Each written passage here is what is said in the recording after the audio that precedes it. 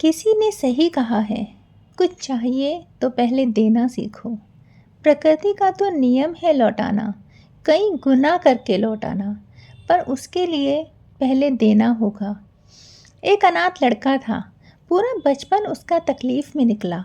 छोटा मोटा काम करके गुजर बसर करता था। थोड़ा बड़ा हुआ, एक सेठ के यहाँ दुकान में काम मिल गया।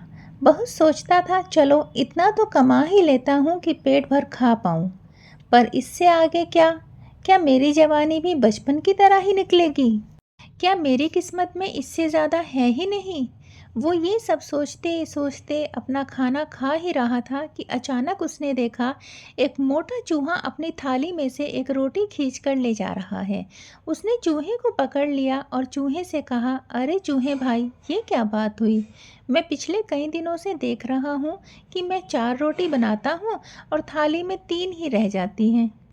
तो तू वही चोर है जो रोज मेरी एक रोटी ले जाता है। इस पर चूहे ने कहा, अरे भाई खाने दे, मेरी किस्मत की रोटी क्यों छीन रहा है? अब लड़का बोला, अच्छा, तेरी किस्मत की रोटी कहाँ से हो गई? कमाई तो मैंने है। मैं कितनी मेहनत करता हूँ, कितनी कोशिश करता हूँ, फिर भी मेरी किस्मत में 3 से ज़्यादा रोटी है ही नहीं। अब 4 में से एक रोटी भी तू ले जाने लगा है। इस पर चूहा बोला, उदास क्यों होता है? भले ही तू कमा रहा है, पर यह है मेरी किस्मत की रोटी। खैर छोड़, ये बातें बहुत गहरी हैं, तुझे समझ नहीं आएंगी। अगर तू चाहता है इसे समझना तो एक रास्ता है। तुझे गौतम बुद्ध के पास जाना पड़ेगा कि तेरी किस्मत में है क्या, आखिर तेरी किस्मत की रोटी कहाँ अटकी है। तभी वह लड़का गौतम बुद्ध की खोज में निकल पड़ा।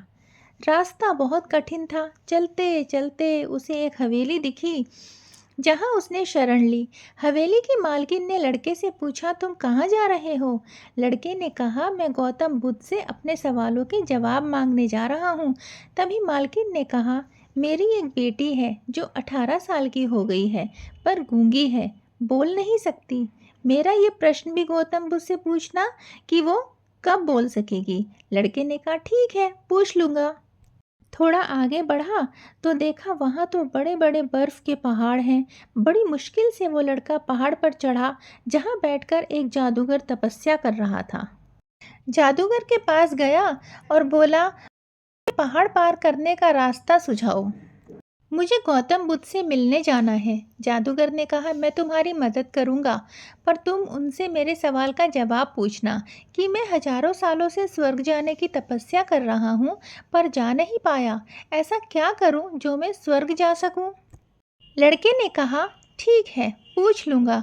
और जादूगर ने अपनी छड़ी की मदद से उस लड़के को पहाड़ों के उस पार पहुँचा दिया। पर मुश्किल अभी कम नहीं हुई थी। आगे चलकर उसे एक बहुत बड़ी नदी मिली जिसे पार करना लगभग असंभव था। तभी उसकी मुलाकात एक कछुए से हुई।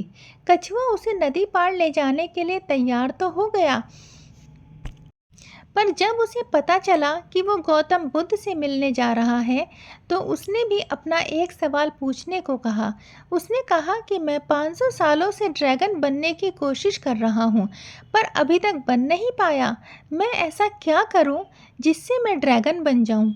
लड़के ने कछुए से भी कहा कि वो उसका सवाल ज़रूर पूछेगा।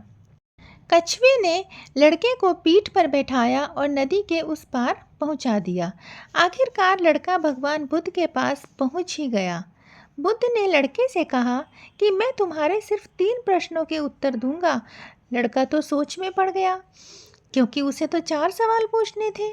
तब उसने उन सब के बारे में सोचा कि उनकी ज़रूरत तो मुझसे बहुत बड़ी है। मैं तो सिर्फ गरीब हूँ, इन्हीं 4 रोटियों पर अपना पूरा जीवन गुजार सकता हूँ। अब लड़के ने अपनी बजाय उन तीनों के सवाल गौतम बुद्ध से पूछे।